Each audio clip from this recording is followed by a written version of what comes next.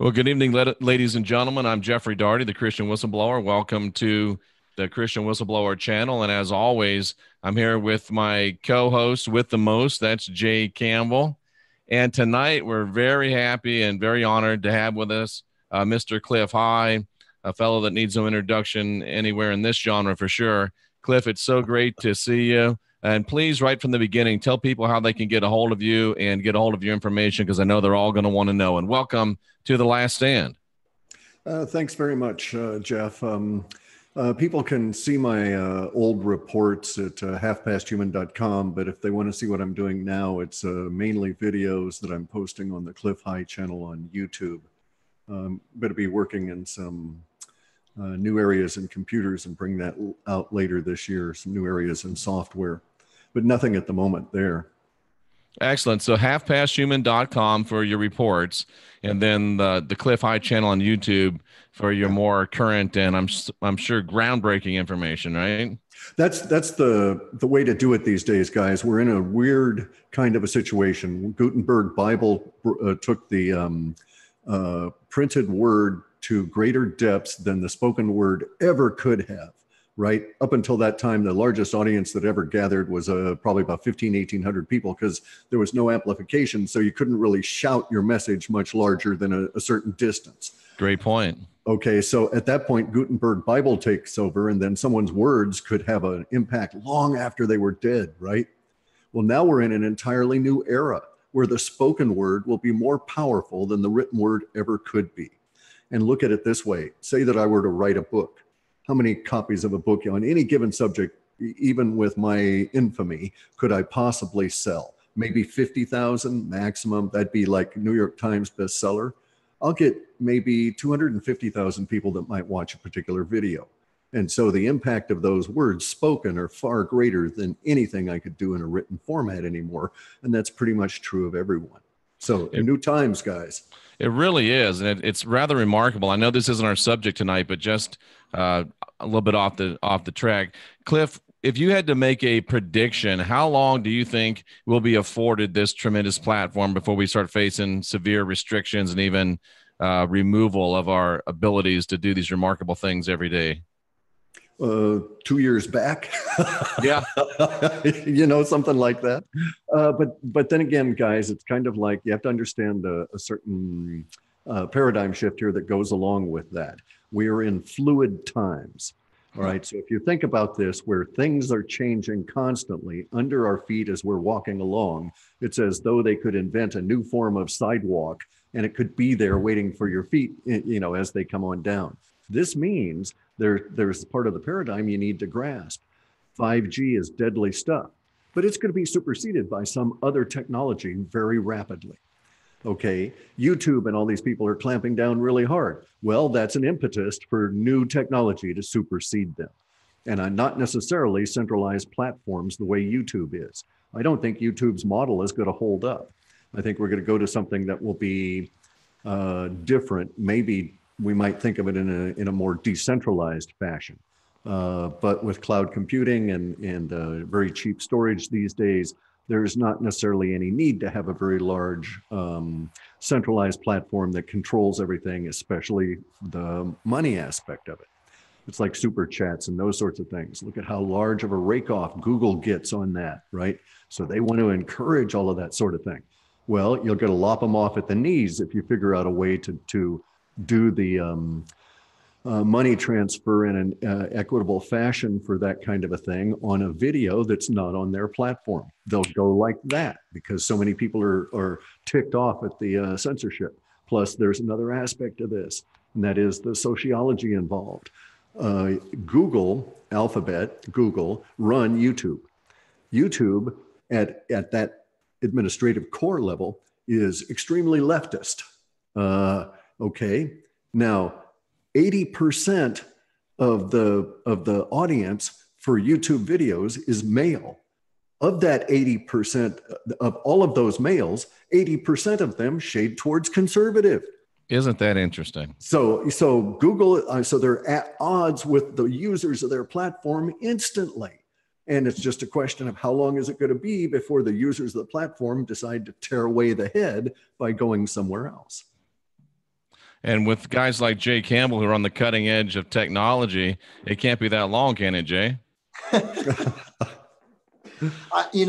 a good question. I mean, I could just sit here and listen to Clif all day. I remember when I used to listen to Clif, back in 2009, 2010, 2011, when I really started getting into this, and we're just in such a crazy day and age, as Cliff has alluded to already, that it just seems like things can just change now on a dime with technology. And I know we have a lot of stuff we're going to talk about tonight, but I'm just honored and humbled and blessed and privileged just to be here with both of you guys to talk about this stuff tonight, because I know, some of the stuff we are going to talk about is just fascinating. But yeah, man, like I have to give you guys this because it's kind of late breaking, but this just came on and this is kind of off. Now, we won't rabbit hole too long, but somebody just sent me a text. It was actually Tracy, Jeff, with a picture of Cortez, whatever her name is, Ocasio-Cortez, and Huma Abedin's sister. And it's the same person. I'm not kidding you guys. It's the same person. So if they are manufacturing clones, biobots, whatever you want to call them, which I think all three of us believe they are, I mean, what is going on? Well, I mean, that Ocasio-Cortez responded to a casting call for a group that decided to put together candidates to run, and she was literally a bartender. Right. And now she's representing a district in New York. Crazy days. And, it gets curiouser and curiouser, as they once said. Well, but here's the thing, guys. Would you rather have someone who natively was a megalomaniac and decided that they wanted to get to the heights of power, or would you rather have someone be sold into that position who may not actually end up being a psychopath?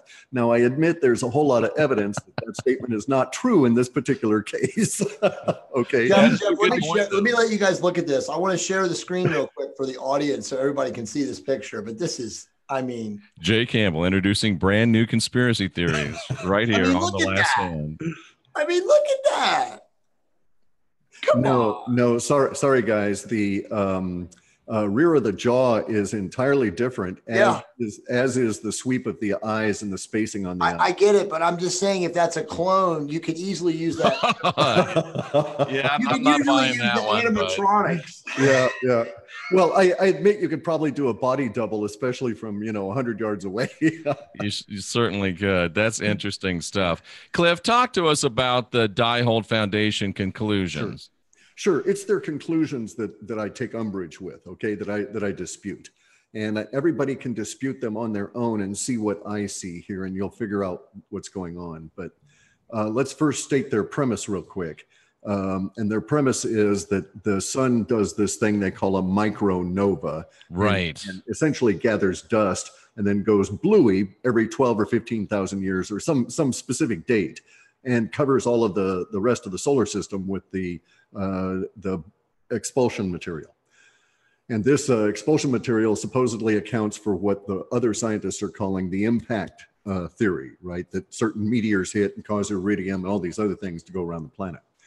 Okay, so that's basically their premise. And now, of course, this explosion of the sun, this micronova, is not good for Earth, because the idea is that the Earth will be magnetically stopped in its tracks. The oceans are going to leap up out of their basins, go walk about over all the continents, scrub us all into mush, and then go back into the basin of the oceans when the Earth starts revolving again, once the big magnetos have realigned.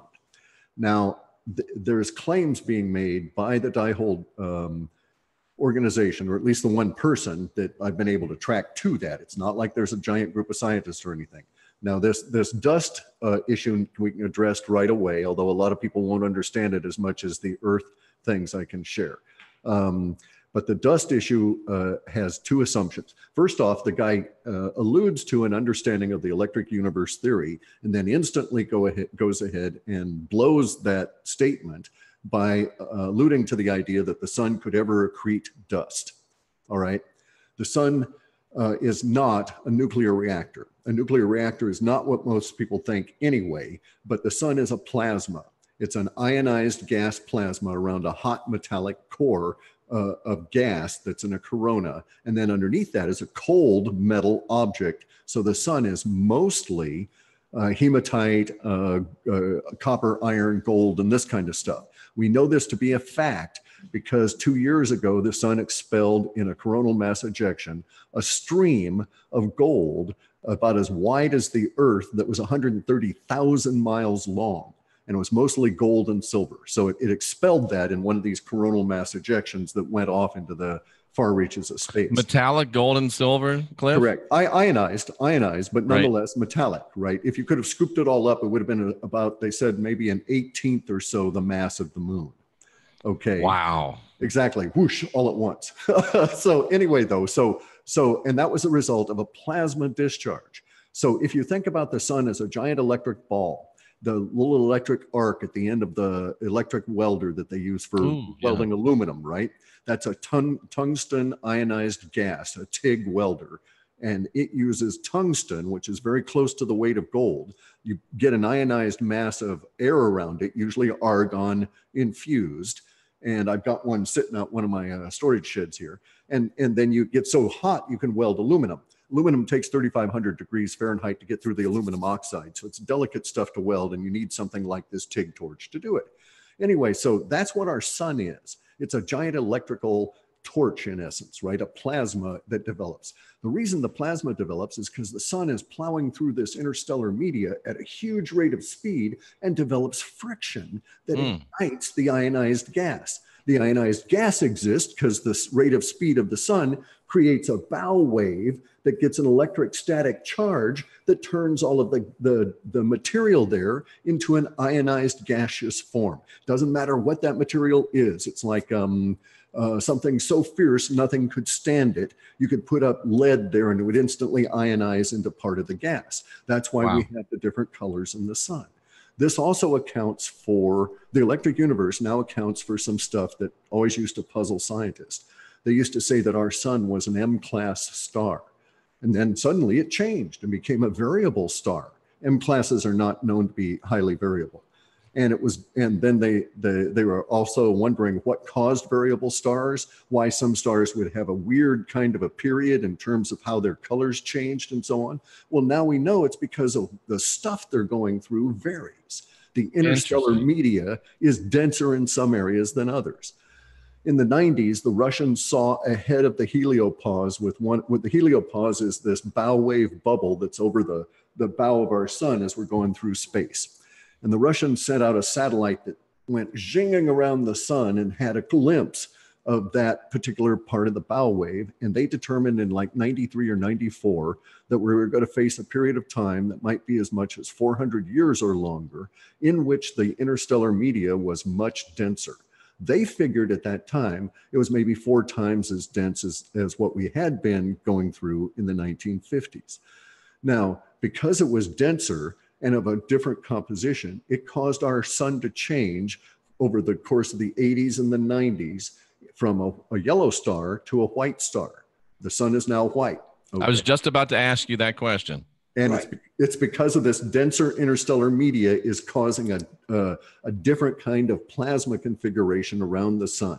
Just like you can tweak your electricity on your torch and get that shape, or you can take your tungsten and file it and get a slightly different shape right there. So, Cliff, is it fair to say the sun has gone from yellow to white and Planet X has nothing to do with it? Quite correct. Quite correct. Planet X cannot exist. The reason that Planet X cannot exist is also because the sun is moving at this incredible rate of speed, 77,000 miles per hour or greater through the intergalactic space, interstellar space. If there was a Planet X, it's got to be going much faster than that to ever come into the middle part of the solar system. No comet ever has left our solar system and then come back to find us because the sun is moving so rapidly itself.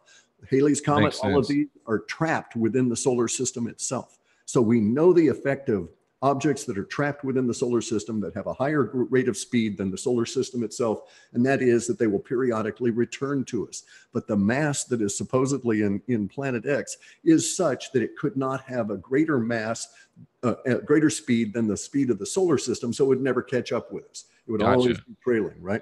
So we're stuck with this white sun for the rest of our existence. Correct. For the rest of my life, certainly. And if it's going to go 400 years, then that's coincident with the expectation of a long ice age, about 425 years. Every so often, we get these longer than normal ice ages. They seem to, like the Maunder minimum and some of these other minimums, extend out a little bit further than the usual 100 plus years. So we may be indeed in for a cooler Earth that takes about 425 years to come out of. So Cliff, with that, because there has been in the recent news, and I would say in the last month, they have been, science specific areas of scientism have been telling us, right, that Yes. we are entering a mini ice age, right? There has been talk of this, and the recent scuttlebutt was that by 2030, we would be seeing this in various or large swaths of the Northern Hemisphere. Just your opinion on that, if it really is, we're this close, and how will that, if we are there, and it seems like we might be, how is that going to affect the population as far as in the Northern Hemisphere? What will happen? Well, okay, so my data and my thinking and my conclusions say that we'll know for sure next year. Yeah. Not 10 years out, but next year. Okay. And we're in it now. And the reason we can tell we're in it now is because if one wants two things, if one wanted to look, go and ask, when was the last time you had 95-degree days across most of the United States? And you'll find that summer after summer after summer, there's fewer and fewer and fewer and fewer of these hot days. We're in a generalized trend. Plus, the media and the who serve the powers that be never show you any climate data from 1960 back. Right. The reason they don't show that is because they're trying to say that we're in climate warming, and it's only climate warming since 1960 because there was this weirdness that happened as we went through the solar change in 1957, 58, which marked probably, according to the Russians, the period of time that we started entering into that denser area of space. Beautiful stuff. Right. So it all ties together that way. So I think because they're lying so desperately and they don't want to show you 1957, 1958 data, 1940s, et cetera, they're trying to really pull a scam on us. So that convinces me greatly that we're really close to it. But other things within the nature of the space we're going through also convince me that in 2020, we'll have an absolutely horrific winter. And during that winter in 2020, we're going to get into a period of time where a lot of us will be wondering what's going to happen in June or our Northern Hemisphere summer of 2020, because I'm of the opinion it's going to start snowing somewhere. And I'm of the opinion that when it starts snowing in June, it's going to snow down with this particular stuff called nueve ice. And that nueve ice is crystalline in a different way than normal ice crystals. And you can actually examine it and say, aha, this is a nascent glacier, that a glacier wants to form right here, right now. And so there's going to be an oscillation. There's been an oscillation in the past few years between Central Eurasia, which is that part of the Eurasian continent that is the western edge of China into Tajikistan and so on. But it's actually basically a ridge, an eastern side of the Caucasus Mountains. That's been getting incredibly cold in the middle of that continent.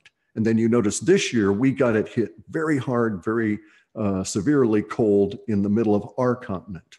And so it's been alternating back and forth between these two spots. If you go and look at the data, hardly anybody ever does, but go and look at the temperature records, you'll see it's been going on for about 10 years. This is the coldest weather in the coldest winter in the Midwest in the last 10 years. And I just saw as well, Cliff, that this was I think it was the first February in 78 years that LA didn't hit 80 degrees. Right. No, we've had rain and cold weather out here. And also, we were talking about this, Jeff. You guys probably know this, but the desert Southwest has had the most snowfall ever. Well, talk about Saudi Arabia. Last week, Las Vegas's airport was closed. They were completely snowed in for a day. There you're talking right now what's going to happen. Okay. So don't forget, we'll go back to the Diehold guys in a minute, but here's what's going to impact us. It's going to be basically the delivery systems for everything. Travel for humans, travel for food, travel for any kind of medicines, travel for electricity, all of these kind of things. So it'll be difficult and it'll become increasingly difficult as we go into the ice age. But the thing that we need to ascertain is what's going to happen, and we'll know pretty much, I think, by August of 2020, because my supposition is that we'll have snow that will go through June and July and won't melt. And it'll be if anybody's paying attention, it'll be a real key indicator that that's where the glacier is going to form. If it happens here in North America, woe is us. If it happens in Eurasia, it's not quite so bad, because the population there will have some places to go that the glaciers will never get to, right? The glaciation can be expected to occur in particular patterns, in particular ways. And we just don't have a very wide continent relative to that. So we're all going to get smushed into the coasts. It'll take us a number of years to have that breakdown occur such that we have migration. Do you have any would you hazard a guess as to where it might be? My guess is that it's going to hit Eurasia. Okay. The reason that there's some logic to my thinking there, right? Because the last time it hit and created what we called the Laurentian ice sheet. Okay, sure. That massive ice sheet over Canada and North America, and that one started, by all the indications we can come to now, in the northern regions. That is to say, above the 60 degrees in Canada. Okay.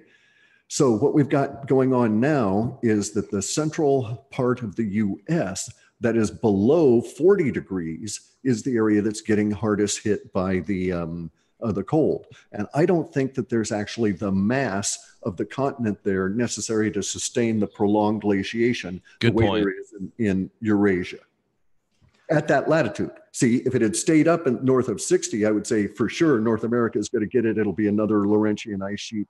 Everybody start learning to hablar español. Right? well, so the question then, Cliff, that I have obviously is, clearly there are elites that know that this is coming. So what is their? We have to presume they know what we know. Yeah. Yeah, that's what I mean, and probably a little bit more. So what is their impetus? Because I'm thinking if it would, and again, we don't know, but if it did happen here, then, you'd start thinking about the wall being built again and some weird stuff going on around that. But what do you think is going to happen? Like, how would I say it? Like, if we think that by next summer, let's say you're right, what happens to the global financial market, the global financial situation, there was an article, by the way, today, I won't show it, on zero hedge. And obviously zero hedge is a little bit conspiratorial and negative, whatever, but they present data and usually good information. They have an amazing article today about the economy and how things are unraveling now at a rate and speed that's unlike anyone's seen. They're talking about, obviously, the retail stores collapsing. I mean, again, it's like you said, Cliff, the media purposely deludes anybody or everybody from any real data. It's all nonsense all the time, just like the stock markets. But like when you see this kind of data about all these things that are unraveling at this fast rate of speed, it's pretty menacing, I guess, is my mindset of it, of like, okay, well, this is coming. How many people are truly prepared? So what is your opinion of, if they do know that this massive climate shift is going to happen, whether it happens here or happens in Eurasia, what do you think the economic situation looks like over the next, say, 18 months? Okay, well, bear in mind, it doesn't matter where it happens. It's global. Exactly. Okay, so it's global in its impact, no matter where it happens. So if we get Tajikistan getting glaciers and not us, then the impacts are going to just be slightly delayed in hitting us. But also bear in mind that there's other aspects of we could say the economy is going to be as bumbling along as it ever has. All right. Economic activity is all of us guys doing our shit, trading back and forth and this kind of stuff. That is not going to stop. It just gets more intense and much more local as conditions become much more harsh. So for instance, in those caravans that kept coming up that were prompting the idea of the wall, right? Right. Okay. There was an economy that was walking or actually being trucked along on the roads. Those people had an economy within their midst. Fascinating. This part of chaos is that shit don't stop. So yes, it's going to be that the financial elites, the structured economy, the organizational economy, the academic view for the planet, structured political organizations, broadcast media are going to take a huge hit as the paradigm unravels around them and people have to react to the real world. Bear in mind, there's one real truism, okay? And we'll just apply it to the elites at this point. The elites can ignore reality as long as they want. They can pay the media to ignore reality as long as they want. Unfortunately, they are not able to ignore the consequences of ignoring reality. And we are the consequences as we wise up and do different stuff, and it all collapses out from underneath them. So here's some of the things. It's going to be a boom time for anybody that can grow food indoors. It's going to be a boom time for anybody that can figure out how to get stuff through these impacts for all the travel. There will be people that will adapt to the situation. It's going to be very deadly, for instance, to do flying. All right. I don't know how much longer we're going to get to the point where insurance companies are going to allow women to get on airplanes. Well, you know what? Though, Interesting statement. Hold on. Fascinating to Clif's point, because Jeff, we talked about this. Remember, what's the big train company? They're redoing all of the locomotive engines. What's the major train company? You guys know the name. They're in California. I can't remember which one it was, and I can't remember who was telling us about this, but Union Pacific, and I even looked it up and verified it. It's true. All of their locomotive, they're redoing and rebuilding all of their steam engines. So it's saying you're exactly right. It's going to be transcontinental rail travel. And different kinds of automated shipping and all these kind of things. But we're going to see these impacts right away. So between now and say 2028, we may get a ban on women being allowed to travel or being insured. So in other words, if a woman wants to get on an airplane, they have to sign a waiver and may not get insurance for the rest of their life because they would be willingly exposing themselves knowingly to a 5 times higher risk of breast cancer, et cetera, simply because of the radiation hazards that are increasing. I mean, we've all heard about the strange energies coming in from space. And I was talking about this 3 and 4 years before they started to show up. And we've got a plethora of the things now causing all different kinds of issues. And as a matter of fact, guys, here's an interesting side effect. My data hints that it'll be strange energies from space that puts the kibosh on 5G. That millimeter waves won't be able to compete with the stuff. So Cliff, let me ask you a question about that's 5G. Crazy. And get back to why not men in insurance if you get a chance. Well, go ahead. He can answer that. I know the answer. Okay. Go ahead, Cliff. Well, right now, women are run a 5 times. The flight attendants run an incredibly high risk of breast cancer, and it has to do with the radiation exposure to the mammalian tissue. And of course, where are men getting cancers? Where are the cancers? Yep. Right? All the sensitive areas of the body. So it's insurance. The insurance companies are now getting really tight because there's not the delta that they used to count on in their investment to cover their losses, right? And so they're going to have to start walking away on those people that they insure. And gotcha. I've actually heard of considerations where they're actually trying to figure out a way to do that legally, to legally tell airlines they won't insure women up there anymore as personnel. Gotcha. Interesting. So Cliff, I have a question about 5G because we've never had you on the show before. And I've heard this is more of a contrarian viewpoint, but it's supportable. Do you feel that there is part of 5G, because we obviously know all of the harmful issues that come along with 5G. I mean, that guy, Dr. Jack Cruz, has done an amazing job of putting the information out there. It does radiate sex organs. Being within, I think it's like 50 meters of a 5G router completely makes women infertile. I mean, like literally it chemically castrates them.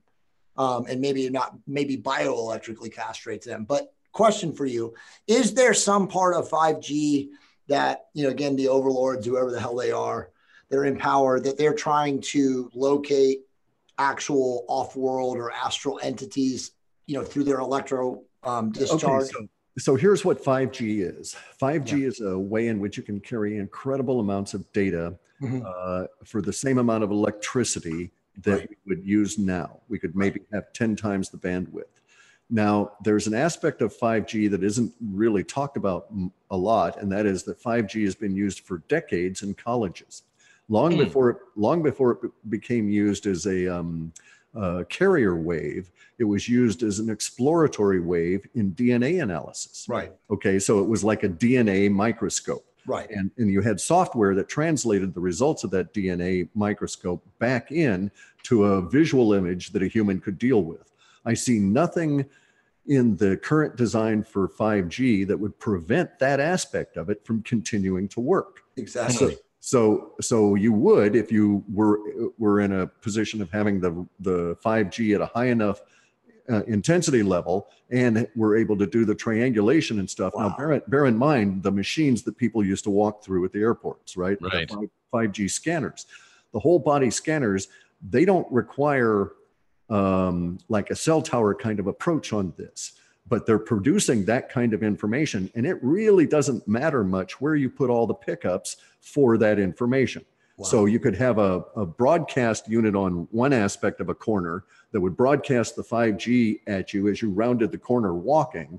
And on the other side of the corner, you could have the pickup that would pick up the reflection and give them the whole body scan down into the epidural level. And presumably, if you had the willingness to put the software to it, your DNA it's not, now bear in mind, guys, it's not like, wow.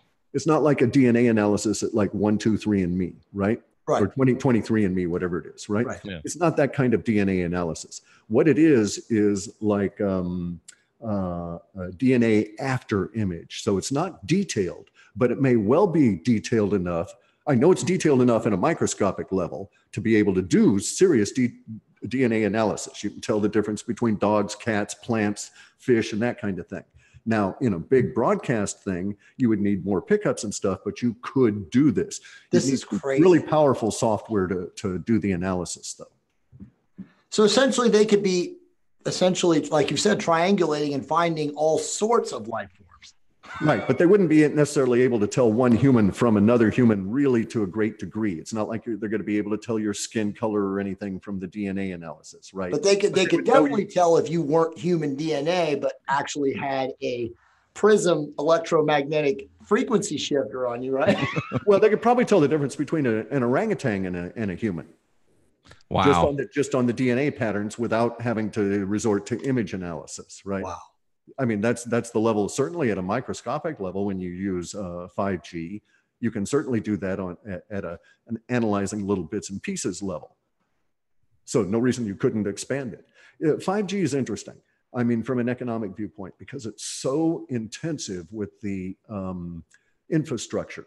When I came up in my trade in the 70s here, I worked for people that were called other service providers. Sure. These are telephone company subcontractors, basically. And, I was involved in the decisions for cell towers and all this kind of thing. And I saw that whole process over a number of years. They're not going through any of that with the 5G kind of a deal, right? And 5G is extremely infrastructure intensive, where right now you might have we have one cell tower here in my area, which is why no one has cell service unless you go down on the beach. But that one cell tower, to replace it with 5G, might require blanketing 20 miles, a mile deep with 5G broadcast units. There's areas in like Utah where they're actually implementing 5G now. And if you drive through these towns, you see that every single parking meter has a 5G antenna on it. Okay. Plus, they've got 5G antennas and pickups in the lights. They've got them on reflectors on the buildings. So the amount of infrastructure is quite huge for the payoff. There's no money there. Bear in mind, no one's making any money on 5G as opposed to anything else. You're not spending money to get a 5G phone that gives you all this heads-up display. And even when you do, how are they going to bill on this? So there's a huge infrastructure. So it's kind of like building the Transcontinental Railroad before you've ever sold a single ticket, before you've ever had a single dime in income. And this is what puzzles me more than anything. Yeah, why? That makes no sense. It makes no sense whatsoever. So Nick, from last week's show, no sense. One of our good friends who is watching right now, Cliff, said it does make sense from this aspect. He said, you can have AI systems doing constant analysis of the entire population for pattern analysis and other various fun things 24/7. So like you said, there's no profit incentive. It appears from, a normal analysis, but maybe if AI is. Now that's true. Okay. This is the area of computing that I'm getting into in a heavy fashion now is AI, right? Most people don't really understand AI. AI is just simply software. There's never, ever been an intelligent piece of software. There's never been a self-aware piece of software, and it'll never, ever happen.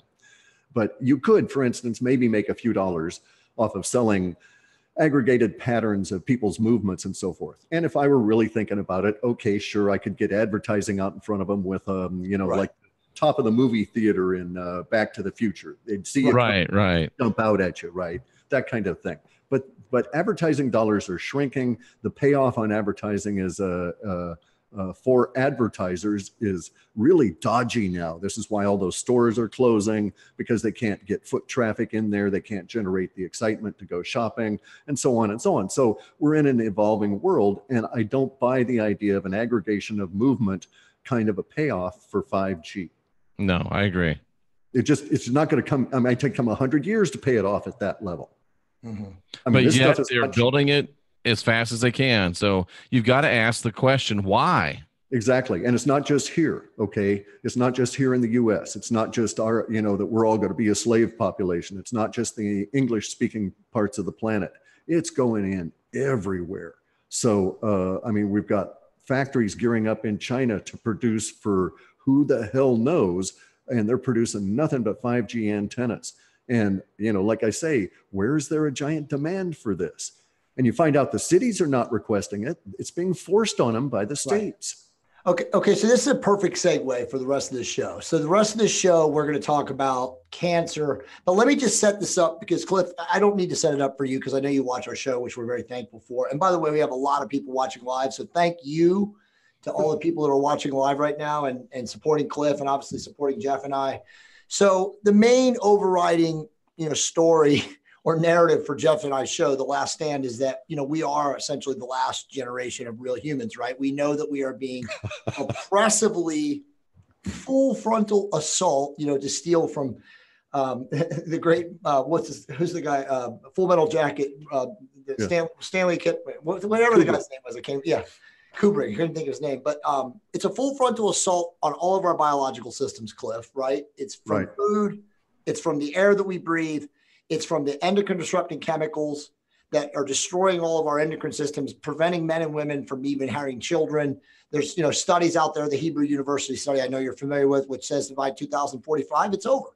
We will not be able to procreate. So whatever that is, again, I'll go to David Icke and give him credit. He says it's anti-human. Whatever it is, doesn't matter how we define it, but it's anti-human because they're destroying our biological systems. They're practicing this end game of eugenics and all these aspects. So we're going to talk a little bit about cancer, which, as we all know at our level, we know it's also a man-made, somehow created disease from, again, all the chemicals in the environment and all these other things. 100 years ago, people were not dying of cancer. Okay, so I want to set this. So here's the thing, though.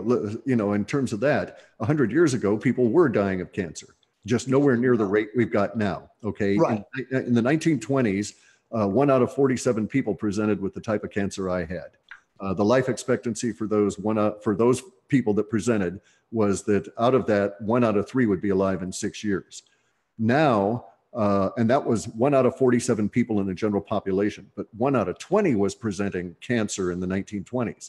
Now, 100 years before that, the mortality was entirely different and people did not present cancers, except in rare areas where there was like pitch blende and they were irradiated by nascent uranium, those kind of things. But now this is the staggering aspect of this. Allopathic medicine came in the 1920s under the engineering of the Tavistock Institute. A number of laws were instituted into the United States that made all other forms of medicine illegal other than the slice and dice guys, right? Okay, so this is their great claim to fame. I was shocked when I found this out as a cancer patient. I'm going through life. I'm basically old, bald, ugly, but sort of happy and not really caring about a lot of stuff. And then I get this cancer and then I've got to examine that. Now, I say that blithely. It was the worst pain ever. It was 30 years in the making. I'm one of that group of 86% of cancers that are not caught early. And as I say, I'm one of the 100 years ago, I would have been one of that 100 or 1 out of 47. And I would have had a 1 in 3 chance of surviving 6 years. Well, fast forward to today, I go through disfiguring surgery. They haul out a giant lump of a cancer from me and send me on my merry way and say, we're going to just monitor your blood for this particular indices. And I go and I actually look, and the guy tells me that I asked him, well, what's the survival rate? He says, well, hey, really good news. We've got it to 1 in 3 will survive 6 years. But then I find out he's lying to me, that my oncologist is so stupid he doesn't know how to read statistics. And it is not 1 in 3 that survives 6 years. It's 14% survive 6 years. Okay, and that's like half of 1 in 3. One in 5/5. Correct. And it's even, and when you actually get into it, you find out that the parts that don't survive that, the parts that are not in that 14% will all die of cancer. They're not going to die of something else. The rare accident is eliminated from these studies. But you also find out, if you investigate, that that's with what they call the standard complex of treatment, okay, the SCT. And the SCT is basically leaving the allopaths in charge of everything. But if you go and look at these statistics compiled by such eminent people that have won double Nobel Prizes like Linus Pauling, you find out that the real survival statistic, if you cut these into finer grades of statistical analysis, which is where that's my meat and potatoes, right, as a data analyst, then you find out that, well, geez, there's a 14% group that survives into the 6 year, but there's also this other 72% group that survives into 6 years and beyond. And because that 14% rapidly dies off after 6 years. That's basically, they get 6 reasonable years with the standard conventional treatment, and then they're toast over the next 2. But the 72%, they've got people that go on dozens of years. And the 72% is different from the other group in that they're not following the standard conventional treatment, or they may indeed be following standard conventional treatment, but they're doing all this other stuff along the side of that. And that's what I'm doing. I decided, oh, well, I don't want to be in the 14%ers. I'm much more egalitarian. I'm going to go over here with this 72%. And I'm going to do everything that makes sense relative to this. And one of the first things I did was to fire the oncologist. That's your Budo approach, right? Correct. I'm not at war with cancer. I'm at war with the circumstances around me that are attempting to cause me to be killed by this condition, which is not really a disease. It's a condition. If you want to think of it as a disease, it's a disease of modern life, because it's crept now. Instead of 1 in 47 presenting with the kind of cancer that I have, now it's 1 in 7. Ooh. And instead of 1 in 20 presenting with cancer in general, it's 1 in 3. But the expectation is that by the time we reach 2040, if things don't change, everybody in the United States will present with cancer at some point in their life. Right. Treatable cancer to the allopaths. That's how they're defining it. So it's really ugly when you start looking at this. And are these allopaths creating what's going to keep them in business, Cliff? Sure. Well, at some point, there's this big profit motive there. And here's something about this, okay? It is curious that a tumor-promoting compound already in our bodies called nagalase is put into, in huge quantities relative to the amount we see in our bodies, vaccines. Oh. No, are you kidding me? And what is the purpose of a tumor-promoting compound in a vaccine? You can't claim it's any kind of a preservative. And it is exactly a tumor-promoting compound in that it defeats your immune system. So our immune system, all right, so wow. I'm thinking about this. I'm a data analyst. I sit down, I do some really deep thinking about it. And I start doing a number of things to build my body back up, because I was extremely worn down. I was July of last year, I was 26 pounds lighter than I am now. 26 pounds. So, talk about ketosis, right? And basically it was the cancer that was eating me away at that point. You look good. I'm doing a lot better. Thanks. I'm working at it, but that's the pain, is that I have to now devote a good portion of my day to working at it and working on this whole cancer issue. I didn't want to get involved in this stuff. I had real work to do, I used to think, right? But you know what though, Cliff, in honesty, as my wife always says, it actually is good for you. I mean, nothing is good for you from a cancer standpoint, but it's good for you that you've been rewiring a lot of your synaptic pathways, right? You are literally practicing elasticity of your brain. And you probably have extended your life even doing that, because you've opened up a bunch of neural pathways that you didn't even ever touch before. Yes, exactly. And I'm not bitching, right? I mean, I'm bitching and moaning. It was nasty pain. I almost died. I was within, minutes of croaking here. Almost didn't make it the 40-mile emergency drive into the town and all of this kind of stuff. But I did survive. The universe wanted me to survive. Obviously, this is a lesson that I needed to experience. And so, adversity is good. Everything is a challenge. And so out of this adversity has come, a recovery of my Buddha spirit, and the fact that I can articulate that I'm not at war with my body, and I'm not at war with cancer per se. But I am certainly in a fighting mood, a contentious mood relative to those elements that are interfering with my health. And so what I did was to decide that there were several different aspects that needed to be addressed all at once. And that was the general overall state of my body in terms of its natural defenses. So I rooted around and discovered orthomolecular medicine. And anybody can go to orthomolecularmedicine.org and find a huge amount of information about how to do this kind of stuff with the chemicals that are already in your body. And by the way, just so people know, Jeff, we've talked about this too. Dr. David Hawkins and Linus Paulding wrote that first book in the early 70s on orthomolecular nutrition. And of course, it was panned by the allopaths and pharmaceutical industry. But anybody, and I've actually sent this book to a number of people inside my inner circle. It's way beyond its time, and it's still fantastic, to this day, better than anything in the marketplace. Yeah. It is. It's absolutely fantastic. Linus Pauling's work this way was just incredible. So the first thing I do is worked out for my body mass and everything. I worked out my vitamin regimen, what vitamins I needed at what levels, and how to get them most effectively, and everywhere along. And so, all right, so there's this thing in universe. All right, so let's get a little spiritual here for a second, right? When you're doing right in universe, because universe assists you. It wants to coalesce around effectiveness. Now that could be evil effectiveness good point. Or good effectiveness. It doesn't matter. And so all of a sudden, once I got onto the right path and gave up my resistance to diving into the whole cancer thing, information is presented to me that it's like, well, geez, how wonderful is this? And let's talk vitamin C for a second and look at this. Vitamin C, when you gulp the tablets, okay, according to my regimen, I need to have 2,400 micrograms of circulating vitamin C in my system at any given time, right? It's hard to get that because every 1,000 micrograms I eat, I am only absorbing 200 out of it. So you got to eat it like mad. If I were to eat it in an orange, I'm eating 60 micrograms, but I'm only absorbing at maximum 10. So it's really quite terrible. So really the effective way for cancer treatment, including Linus Pauling, but at the time that it was going on, he didn't know about this other way. But Linus Pauling came up with injectable vitamin C to raise the levels in your body.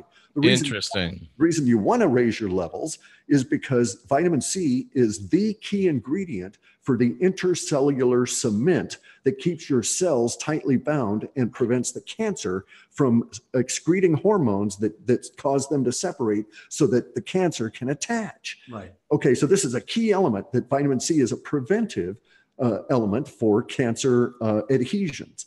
And so I thought, here's something really good I can do. Then I discover how poorly the absorption rates are, and I don't want to be injecting anything in me.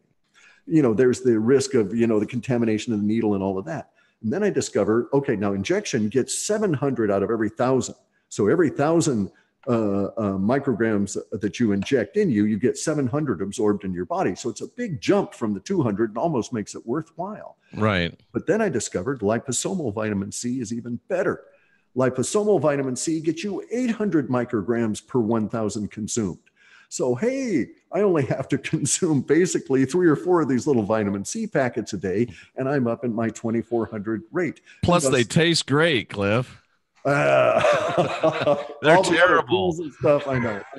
But hey, it's a lot better than needles, right? Oh, much better. Statistically, you're bound to, if you're doing constant injections, you're bound to cause some level of irritation to the skin at some point that's going to cause you problems. And I've got enough issues in just dealing with the cancer and with the real life blowback you get when you start fucking with the allopaths. Okay? Yeah. Right. I don't do medicine. I talk about nutrition. No one does, and I work with them. Well, we know they don't, right? But the best ones will literally tell you, and you know this, that guy, the doctor that wrote "Where Doctors Go to Die." Yeah, they literally will not be caught dead. The best doctors in a hospital or anywhere around medical and emergency personnel because they know what's coming. Right, and in fact, I've had since I've begun my Cancer Ward series, where I'm talking about all these kind of health issues. I've had oncologists contact me, some of whom used to be radiological oncologists. That is, they delivered radiation to people. And the one guy said he quit after 13 years because he had zero success on helping anybody. And he said the side effects of the radiation were just horrific. Plus, he was worried about inducing cancer in himself. And what would he do, he said, because he could never accept radiation or chemotherapy. I wasn't even offered chemotherapy by my oncologist. Their protocol is monitor this particular indice in your blood, and then if it reaches a certain level, start imaging. They will not treat a cancer that they can't see. And so I'm sitting there thinking, well, this makes no sense. It doesn't. Cancer cells in my body now because they had cut a big giant one out of me, a big giant mass. So there's undoubtedly others in there. I need to get rid of them, and they don't offer me anything. Now, for the first 3 months, I was in such depleted recovery that I couldn't really think this. And so I'm very, very resentful that there was not a protocol set up to force me into vitamin C and other restorative material as soon as I got out of surgery. And in fact, they should have been pumping the vitamin C into me as I was going into surgery. Absolutely. The good news is, though, that in my entire cancer experience here, as it was becoming worse and worse and worse, I was doing the best possible things I could inadvertently without even knowing I had cancer. See, there's the thing. I went basically 30 years with a disease state that could have been diagnosed as cancer at any time, and no one did. The allopaths never found it. I spent hundreds of thousands of dollars in ERs with other doctors trying to find out why my health was deteriorating so rapidly, and no one ever came up with the idea that, oh, well, geez, you've got cancer. So I was very resentful of all of this. But during this period of time, I was searching on my own for anything that would restore my energy and my health. Because bear in mind, one of the first things you get from a large cancer is that it drains you physically of all of the energy in your body by sucking all the sugar out and depleting all the glycogen and taking all of this stuff from your blood. Well, one of the things I was doing was C60. Right. I'd come across the C60 study and all of this. And it may well have been that the C60 prevented, had isolated it to enough extent that was the key factor in keeping me alive through that incredible 6 months of absolute hell in the first part of last year that culminated in this, emergency surgery situation. And something did because the surgeon was, basically just shaking his head that I was not further messed up and that there was no metastasization. That kind of blew him away. Because the cancer was so large, he'd never seen anything that large without it being in many, many, many other organs. And they couldn't find it in 45 lymph nodes that they took. They found no indication whatsoever. So they're calling it stage 2. But these guys took 30 years to find it. So I'm not really, saying their opinion and their observation is really worth that much. And I'm not assuming I'm a stage 2 and just, kicking back, right?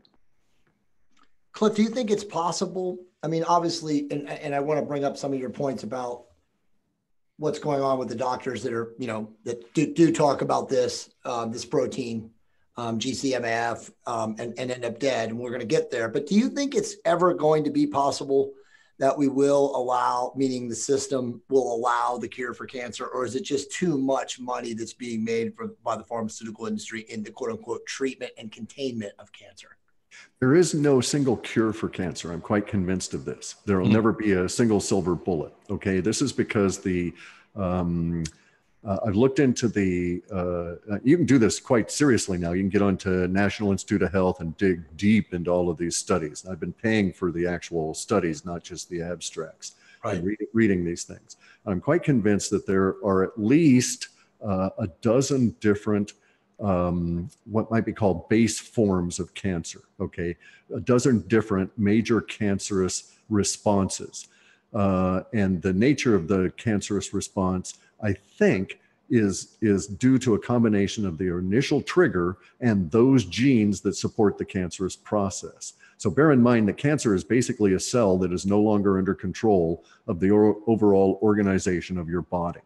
Okay, it's a cell that decides to keep the energy it makes, to make clones of itself when it chooses to do so, and not be told to die when the body tells it to do so, and it mutates and becomes lumpy and looks odd and so on. These cells that occur or they spring up based on your individual genetics.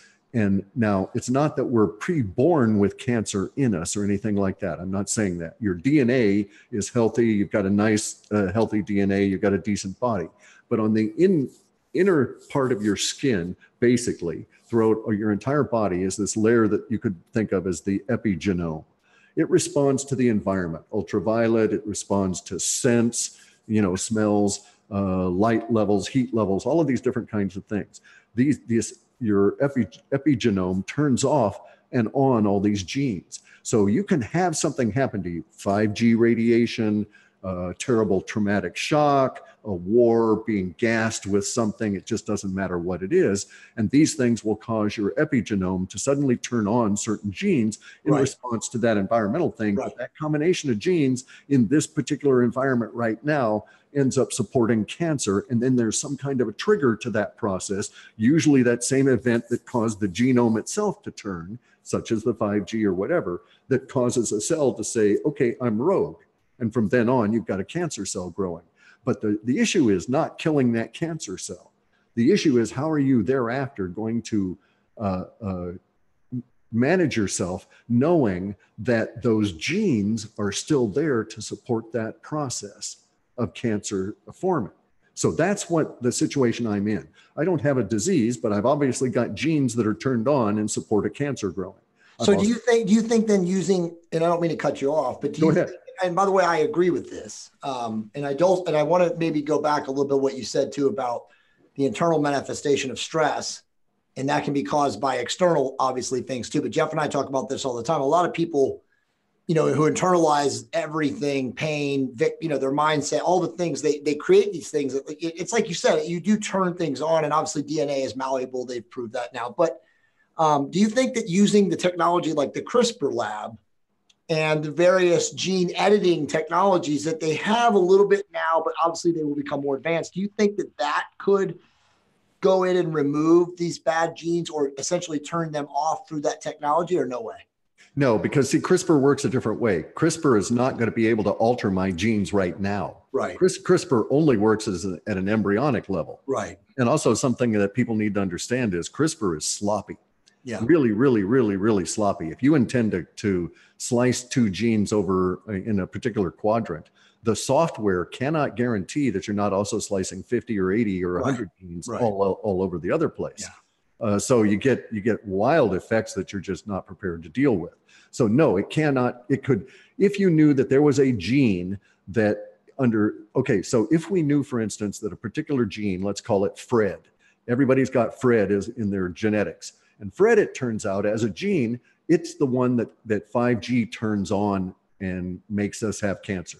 If we knew that everybody had Fred and that thereafter, and we also knew we were going to always have 5G, then it might make sense. You could make the argument, it would make sense to have Fred eliminated the next time you have a human, right?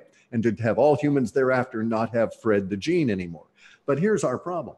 We don't know what Fred does other than it reacts to 5G. It may be ganging up with these other 30 to make sure that your liver functions correctly when you drink. And so maybe you get to age 18 or 16 and you have a drink and you don't have Fred in you, and you take your very first alcohol and you fall over dead. Right. We just don't know.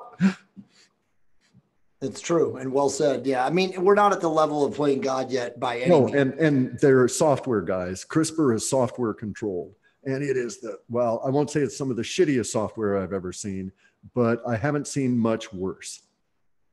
Okay, so then talk about this protein molecule. Sure. The doctor's dying, but also talk about, and we can end the show with this, your idea on how a human being, knowing there's really no cure, quote unquote, for cancer, how it can contain it by changing your body's, alkalinity, cellular structure, et cetera, to maintain, vitality. And because, I mean, Clif, right now, if we did not know you had cancer, no one would have a fucking clue. Right? Your energy, it's true. Your energy is beaming through the screen. It is. I'm reading the comments. People are like blown away by your knowledge. I have all these people messaging me. Who is this guy? The young people, they don't know you, Clif. Sure. I know. I'm just the young people don't know who you are. Like we're fanboys, Jeff and I. And Jay, I do want to say, I see over your right shoulder there, the Guaranteed Shredded, and I did just start that today, so I'll give you a day-by-day reports. Awesome, man. But yeah, so Clif, talk about that. What's the containment strategy? Before you get into the containment strategy, talk about this protein. GcMAF. Yes. Okay. So, all right. Our bodies basically consume sugar and are made of sugar. Even a protein is just a sugar with a nitrogen attached to it. It's a glycation product. Now, all proteins, by their very molecular nature, provide basically an identity of themselves throughout our entire body. So if you have a protein that your body made and is floating in your blood, and it bumps up against the side of the cell wall of the vein or the artery, those cells say, oh yeah, this is one of our guys, and just let it slide on by, right? They don't do anything to it. They don't even send up a signal to your central control area. We actually have a protein within us called GcMAF, and that is glycoprotein macrophage activating factor. And a macrophage is the key word here, because a macrophage is a hunter-killer cell. Now, these hunter-killer cells are made throughout your body to go and get the bacteria, the protozoa, the parasites, anything that comes on in that is not part of central command within your own body, that doesn't fit your own body's profile. The macrophage is prepared to go and eat the bugger. And it does so by having a template to look for. Okay. And so all the macrophages they're like a stem cell. They're like blank. They don't care what they're going to go hunt for. They're like a dog that you can say, go get that chicken, or go get that boar, or go get that bear, or go pull me out a whale. Okay. It just doesn't care. That dog will just go get it. Okay. And so the macrophage is your hunter killer dog. And what you have to do is you've got to give it the scent of what to go for. And that's what this macrophage activating factor is. Now, the GC on there basically says that it's this macrophage activating factor has these two sugars snipped off of it. If it didn't have those two sugars snipped off of it, it would be vitamin D. So this is vitamin D, basically, with these two sugars snipped off the end of it. So there's only one particular sugar there. And what the reason to do this is that when you have that macrophage activating factor, it actually hunts out cancer cells. There's 33 kinds of cancer it's known to eliminate. And they've had remarkable results even with stage 4 pancreatic cancer, the worst possible cancer that anybody can ever get, probably. There may be ones worse than that. If so, I don't want to know about it. Okay, but so this stuff is just great. It's made 100% in your own body, and you have it throughout your body. Orthomolecular medicine is treatment through those chemicals that are already in your body. Why put uranium in there if it doesn't naturally exist in there? That kind of theory. So the macrophage activating factor protein has no side effects. None. You can take volumes of the stuff. It may be a huge waste, and it's very expensive because the usual amount is nanograms. The usual amount you should get is so small that they need to put it in a vial with a millimeter of water just so that you'll be able to suck it up with a needle, because it's so small you couldn't see it down in there, right? And you wouldn't know that you would get it unless they dissolved it ahead of time. Those companies that used to make the macrophage activating factors, many of them have been put out of business because they made an injectable form that was just incredibly effective. And Powers that be didn't like this. Okay, so they came along and stomped the shit out of these companies that were doing it under all different kinds of spurious claims, most of which, if you wanted to hunt down the literature, end up being sourced to either Bayer Labs in Germany or Monsanto. I thought it would be the big some of the big pharmacy companies over here, but it was actually Monsanto that had some of these patents that were cited in this particular case. But anyway, the macrophage activating factor is cool because you can get it even though the powers that be don't want you to have it. You can get it in a form that they find hard to suppress, and that's yogurt. Because there are bacteria that will make this stuff much more so than the normal cells in your body. And so you can eat yogurt, and it's got a lot more of these things in there. Now, some of the yogurts, the Bravo yogurt, reportedly produce 30 milliliters for every liter consumed. So 30 milliliters of active macrophage activating factor. Now, here's a problem with this stuff. It gets used up. Okay, so when it kills a cancer cell, that hunter-killer cell is gone as well. So you need to continually replace it at very high levels to flush the system of the constantly forming, or at least the presupposed tendency to constantly form new cancer cells as a result of the environment. So my approach to this is to get the intercellular material as hard as it can be against the cancers through optimal vitamin regimen, and then to take GcMAF in whatever form I can get it, and to get as much of the stronger forms as I'm able to, because there's concentrated versions. If you hunt for it, you can find it. It's very expensive stuff. It needs to be understood that this is not cheap. But the difference is this, that the allopaths will offer you a material for $100,000 that if you've got this particular kind of cancer, a particular kind of cancer, I won't detail here, it'll extend your life 3 months. And a lot of people buy those 3 months for that $100,000. I hear the side effects of it are just horrific. Okay, but to survive that cancer might cost you about $2,000 to $3,000 worth of GcMAF. And we're talking about long-term survival. People that have had a number of years surviving these usually incurable forms of cancer using GcMAF. So Cliff, how hard is it to get it though? There's the rub. Okay, so I made the mistake once of talking about C60 and blew up the whole industry. Okay, literally overnight, you couldn't get the stuff. People had to double their prices because there was just such a huge demand for the material. And so there was a certain amount of audience I've got, and I don't want to cause problems for these companies that are happily doing business in this. Right. I just want to say that if you use DuckDuckGo, so that you eliminate the ads and you eliminate the elitist bias of the search, and you were to search for GcMAF, and also bear in mind, it's helpful to think of other words like plus. You know, you want some super stuff, that kind of thing. And then you might find that you'll be able to track down some of it, because you can find it in various different forms that are not injectable, that are, again, reasonably expensive. Now, here's the thing. I have had early success with GcMAF. I've only been using the stuff for 3 days, okay? But I've had noticeable success, a noticeable uptick in immune function in just 3 days using it in a yogurt form. So I'm anticipating when I get these other forms that a week from now, 2 weeks from now, I'll have some very interesting things to report. I just had my blood work done. So and then I started this stuff. So I've got blood work before, and then I'll have blood work at the end of the month after, and we'll see if it has any noticeable effect on the numbers that the allopaths care about. But one thing is, I spent 30 years trying to find out, spent a lot of hundreds of thousands of dollars trying to find out why I was so sick and why I felt so bad. The allopaths never did find anything until I almost died. Now they're trying to say by their numbers that I've got cancer and stuff in me, but I'm feeling pretty good. so, you know, basically, you know, I think I'm on the good side of this, and my approach is actually producing some results for my age, for the amount of stuff I've done today. So I put in probably close to 9 hours worth of work today in the greenhouse, and had my sauna. You know, that's another thing you can do. Heat shock protein. So if you're if you're in Southern California or in some of those areas in California, get into those cryogenic devices for a couple of minutes every week to get these heat shock proteins, because that boosts your natural GcMAF production. It's interesting you say that, Cliff, because for the last 42 days, I've just been doing what's it called? Cold thermogenesis. There you go. And I feel amazing.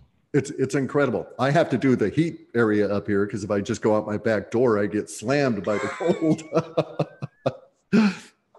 But you know, there are things you can do. You can obviously limit your level of exposure to the radiation of all of this kind of stuff. But you know, the hell of it is, I live 3 doors down from a major resort. There's never going to be any way I can get shielded from all that electromagnetic radiation. So even if I'm not running a Wi-Fi router in my house, it doesn't matter. There's 30 of them available around, you know, just walking around on the street. And that's the way it is everywhere these days. We were into a large city here, or passing in towards Seattle. And as I just went by, I was just stunned at the number of Wi-Fi sites I could pick up just driving on the freeway. There was over 100 that listed themselves on my phone just as we were sort of stuck in traffic for a few minutes. And so this is staggering the amount of the electro pollution. So we're going to have to live with it. It's here for a long, long, long time. Now, the good news is that in my data research that I'd done for a show with Sarah, I came across some stuff that suggests it won't be too long and we'll have an economically viable, higher speed bandwidth production phone carrier that won't involve carrier waves. So we'll be going into quantum entrainment and quantum entangled phones quick enough that 5G is going to die on the vine. Excellent. It'll be easier, cheaper to get that kind of production, and there'll be economic incentive to just abandon the 5G. Now, whether or not the government wants us to abandon it or not, I don't know, but there is hope within the data that in the next 5 or 6 years, we'll see some active movement towards something that's an alternative. Excellent news. Excellent news. This is fantastic information, Cliff. It really is. I'm just sitting here with my jaw hanging open because it's just some of the best information that I've heard. One more thing I should tell you too, okay? So I get hooked up with these guys back in 2013 or so, and I get myself involved into this group of experimental guys who are experimenting with what we call our 6-foot rats. That is to say ourselves, right? So we take this industrial substance, now everybody knows about it, called C60. All right, C60 is an antioxidant that doesn't get used up or burned up every time it has to diffuse some oxidative stress molecule that it's found in your cells. And it has this, so it's about 172 times more powerful than vitamin C, but it doesn't do the same thing. Okay, vitamin C actually builds parts of your intercellular material as well as protecting that area. The carbon 60 just helps protect it. It can't build anything because it's not actually used by the body. You excrete it. So it goes and picks up all of the litter and stuff and then gets thrown out with the trash. All right, but C60, it turns out, has this weird kind of an effect that we're now starting to understand. And so there's this idea called apoptosis. Right, cell death. Cell death, exactly. You got an old senescent cell and you got to tell it to die. C60 appears to help in that process. Okay, so when you initially start taking C60 and you're consistent about it, you suddenly start noticing, if you're male and you pay attention to your body, you'll notice you get a little bit leaner. Okay, I want to say there's a little bit less debris within your skin, your muscles. Yeah, it reduces visceral fat, actually. Yeah, exactly. There you go. Okay, so but it also works in all different kinds of cells at that level, and so all of the senescence is actually what's going on. It may be that, or it may be some other aspect that we don't know about just yet. But C60 is causing stem cell production to greatly increase, okay, in those people that are taking it. And I've had so many anecdotal reports, and now we've got people that have got real measurement results to report to us. So there's this one guy, and I mistakenly said that he was in his 80s, and he's like, because I first met him, he was in his 80s, and he's now 91. His first experience with stem cells was that it took him 3 months. He lives in Canada, and it took him 3 months of blood draws for them to use the rich platelet area there that they take off of the blood to extract stem cells, and they would freeze it. And they just kept freezing it, freezing it, freezing it until they collected enough to culture stem cells. And then he takes C60 for the better part of a year in between stem cell treatments and comes back. And they got it in one. They got it in one blood draw because the layer of the platelet-rich material, plasma, in the blood was fantastically huge. Instead of being barely a half a millimeter high, it was on the order of centimeters out of that test tube. And they were like floored. They actually came, the guy at the lab came on in with the doctor and said, hey, tell us what you've been doing. And this guy was no fool. He's been doing, optimal vitamins and then all of this other stuff, but he's putting it down to the C60. And we're seeing that in a lot of reports now with C60. And so I've noticed that, my nails grow better and that kind of stuff. I also notice I'm growing hair again. Screwy part of that. I kid you not. You can't see it because it's all this weird little fuzz shit. But that's been dead up there so long. I noticed, hey, well, what is that stuff? Anyway, so it's the C60. It's causing the body to produce all kinds of stem cells at a greater volume. And this is now manifest with a lot of people that are having stem cell treatments for joint aches and, damaged bones and all different kinds of problems, where they're getting the stem cells out of more than just the blood. And it's people in their 60s and 70s and 80s and 90s that are producing stem cells at rates of teenagers. That's amazing. And so, so C60 again is relatively expensive, but for that kind of an impact, it is well worth the cost. Yeah, sure sounds like it. Are you contemplating putting a book out about this? No, again, because I could do the writing, but as I was saying, it's now the spoken word. Yeah, if I put a book out, and even if I let it go out free, how many people would see it, right? But with you guys, with all of the video pirates out there, overall, we might have 250,000 people see this in the next few months. Absolutely. Jay, wrap this up for us. This is, first of all, let me just say, Clif, it's been an honor, man. This podcast, the feedback that I'm getting in the background right now is amazing. Like, you just put some stuff out there that, this might be our most watched podcast eventually, because like you said, if we could get a couple million people to listen to this, just the anti-cancer, understanding how to contain cancer, what to actually do. You've shared some incredible wisdom and intel. First off, I also want to say I applaud you because you are a survivor and you are surviving a very rare form of cancer, which we won't get into. But again, man, my props to you. I love you. I have incredible, I'm sending you massive healing white light because we need people like you. That's why I got that muscle cramp. We need people like you to be on this planet and giving out your wisdom. And again, with the energy and the enthusiasm and the charisma that you have, it's phenomenal. So, again, I'm just, it's an honor, man. Like I said, the entire time I've been sitting here, I've been sending you love, man. Well, thanks much, Guy. Thanks. White light. I've been surrounded. That's probably why I'm looking so good. Well, you have such your aura, who you are, you're amazing, dude. And again, to stand in your power when a lot of people are defeated. Most people, Absolutely. I have family members, as soon as they even get a minor, I'm a 70-year-old person and I get a minor cancer, it's just, I'm done. I have cancer. I'm defeated. I'm in fear. Everything now. I won't go outside. I won't do this. I won't do that.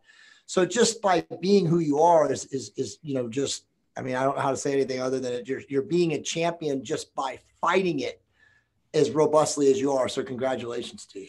Well, thank you much. I really appreciate that. I had to do it. Us bald guys, there's no hope for us. And Clif, again, the best place to get the information is on your Clif High YouTube channel, right? Correct, because I'll talk about this on YouTube videos because I'm quite convinced the spoken word has more power now.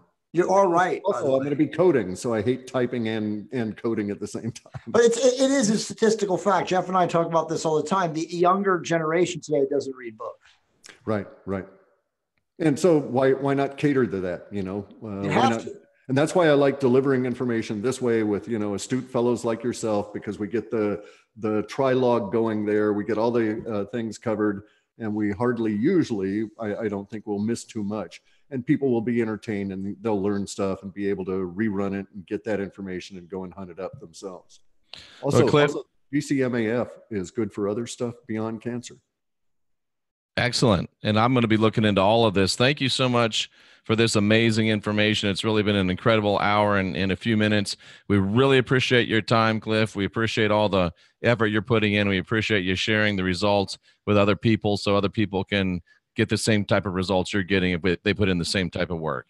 Yeah, and don't go anywhere, Cliff, before you hang up, because we'll talk for a second here.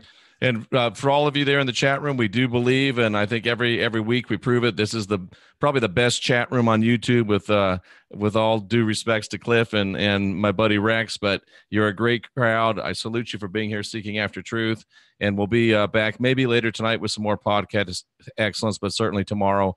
Once again, for my partner Jay Campbell and our very special guest Clif High, I'm Jeffrey Daugherty, the Christian Whistleblower, saying thank you so much, everyone, and good night.